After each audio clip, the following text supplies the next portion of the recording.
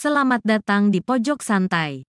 Sebelum Anda mendengarkan audiobook ini, kami menginformasikan bahwa channel ini adalah review audio dari buku yang ada di Indonesia. Untuk membaca keseluruhan buku ini kami menyarankan membeli buku aslinya di toko buku kesayangan Anda, baik offline maupun online. Keberadaan channel ini dimaksudkan untuk membantu Anda mendapatkan pengetahuan dari buku-buku kesayangan Anda. Jangan lupa untuk subscribe, like, dan komen. Selamat datang di Pojok Santai, channel khusus yang membahas komik dan novel dengan cara asik. Pengalaman pertama kali Untung Pararean saat turun gunung harus membantu sebuah kereta kuda yang akan dirampok. Bisakah Untung Pararean melakukannya? Yuk langsung saja disimak video berikut ini.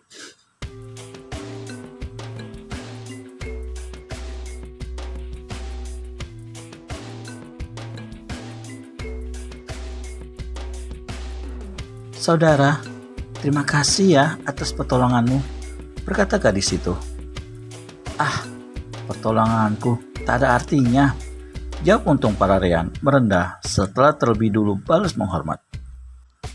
Kuharap kau sudah ikut ke ibu kota untuk menerima balas jasa dari ayahku. Aku menolong tidak mengharapkan balas apa-apa, saudari, jawab Untung Pararean. Bagaimanapun si gadis pemaksa, tetap saja pemuda itu tidak mau ikut ke ibu kota. Tapi seandainya Untung Pararean mengetahui bahwa si gadis adalah keponakan Sri Baginda, niscaya dia tak akan menolak. Bukankah setelah Empu Barata, pemuda ini memang bermaksud untuk mencari kedudukan di kerajaan?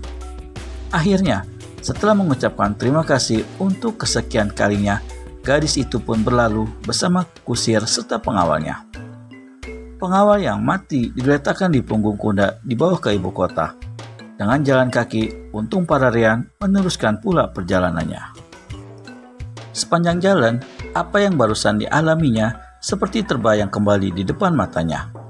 Betapa mula-mula dia merasa ngeri diserang oleh perampok-perampok hutan dadakan itu. Bagaimana kemudian dia menghadapi perampok-perampok itu dengan keris mustiko jagat dan mereka satu demi satu hingga akhirnya 3 orang perampok yang masih hidup lari pontang-panting. Kemudian ingat pula dia sewaktu kusir kereta dan pengawal itu berlutut di hadapannya menyebutnya pendekar gagah. Lalu sewaktu gadis jelita itu datang padanya tersenyum dan mengucapkan terima kasih. Menjelang tengah hari, Untung Pararean sampai ke sebuah kampung. Sebenarnya kurang pantas disebut kampung karena selain besar dan ramai, juga di situ pusat perhatian lalu lintas perdagangan. Di situ terdapat pula sebuah rumah makan yang merangkap rumah penginapan. Begitu memasuki kampung, Untung Pararean segera menuju ke sini. Dan di depan bangunan rumah makan itu, dilihatnya kereta yang ditumpangi gadis jelita yang telah ditolong yang sebelumnya. Baru saja Untung Pararean sampai di pintu, dari dalam rumah makan seseorang datang menyongsongnya. Ternyata orang itu adalah si pengawal kereta. Wah, sungguh gembira dapat bertemu dengan kau di sini, pendekar, berkata pengawal itu. Kemudian, tanpa diminta, dia menerangkan. Kami terpaksa berhenti dan menginap di sini. Seseorang menerangkan sungai banjir akibat hujan besar yang turun tadi pagi. Diperkirakan baru besok air akan surut.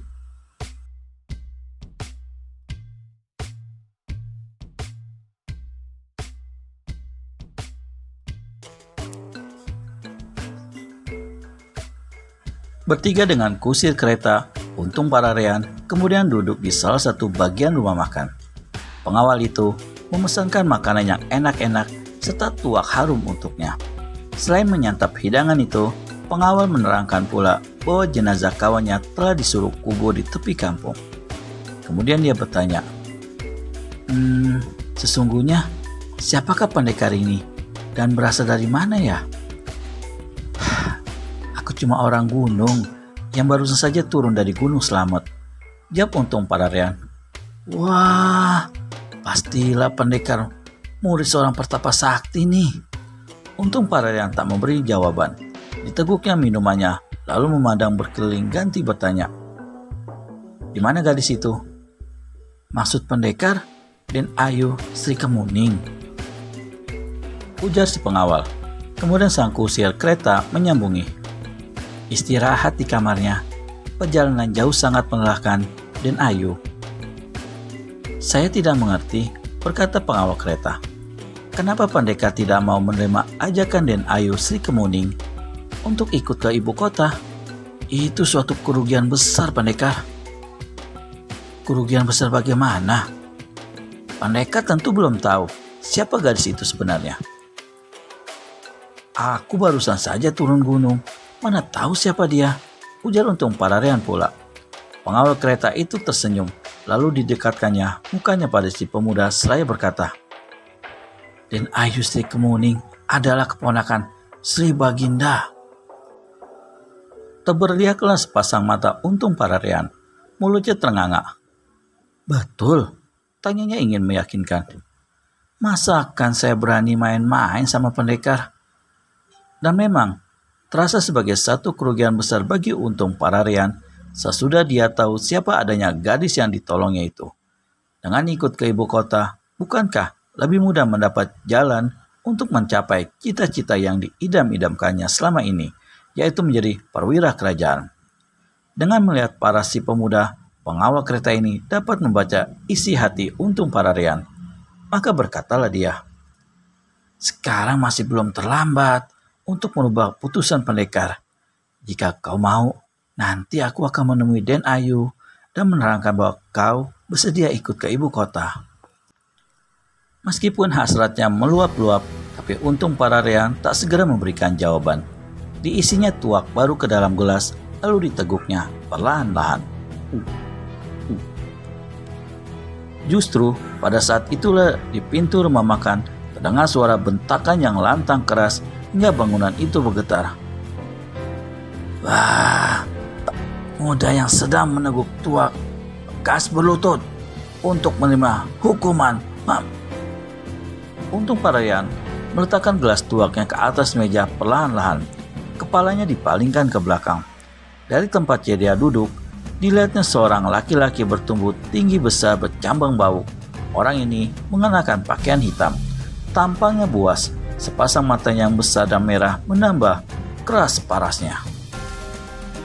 Di pinggangnya kiri kanan tergantung masing-masing sebilah golok yang luar biasa besarnya.